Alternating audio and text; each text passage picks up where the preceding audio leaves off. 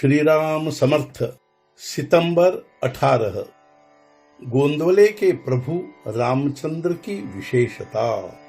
प्रत्येक आदमी गोंदवले के प्रभु राम का एक बार तो दर्शन करे, ऐसा मुझे बहुत लगता है। इस राम की विशेषता यह है कि इसके सामने खड़ा रहने पर वह हमारे अवगुणों का भान हमें करा देता है। यही काम बहुत महत्व का है, क्योंकि दोषों का भान होता है तभी मनुष्य उनसे छूटने का प्रयत्न करता है।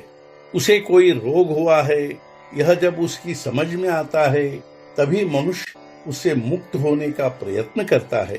तो उसी तरह दोषों का भान होगा तभी आदमी उनसे छूटने के लिए श्री राम की प्रार्थना करके उसकी शरण जाएगा। शरणागतों की रक्षा करना श्री राम का व्रत ही है, अतः वह उसे उन दोषों से मुक्त करेगा और उसका जीवन सफल होगा। उत्तम वैद्य कौन? वह जो पहले रोगी को भूख लगे ऐसी दवा दे, उसे पूर्ण निरोगी कर तगड़ा बनाए। मेरा राम भी वैसा ही है। इसलिए हर आदमी कम से कम एक बार उसके दर्शन करे, ऐसा मुझे मन से लगता है। मंदिर मुक्त द्वार हो, किंतु किसके लिए? केवल भगवान के उपासक के लिए। भगवान के उत्सव में थोड़े ही लोग जमा हो, किंतु वे नामस्मरण करने वाले हो, तो उसमें सच्चा आनंद है। यूं ही बहुत लोग जमा हो, यह हेतु नहीं होना चाहिए।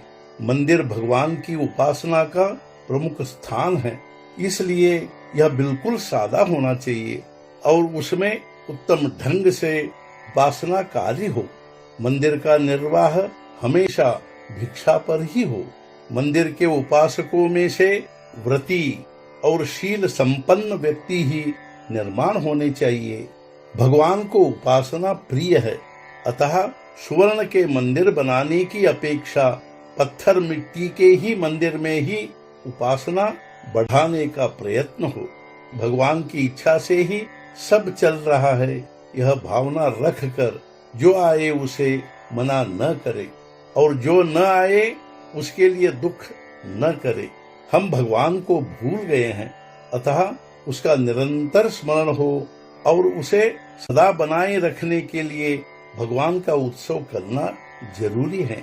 किसी आदमी के अनेक रिश्तेदार होते हुए भी वह जैसे उन सब से अलग रह सकता है, वैसे ही भगवान सर्वत्र रहकर भी हमारे हृदय में रह सकता है। वह सूर्य प्रकाश की तरह एक स्थान पर स्थित होकर भी सर्वत्र सत्ता रूप से रहता है। जिसकी भावना अति शुद्ध अर्थात निसंशय होती है, उसे पत्थर की मूर्ति भी देवता बनता है। लेकिन भावना पवित्र और शुद्ध हो, उसमें मिलावट नहीं चाहिए।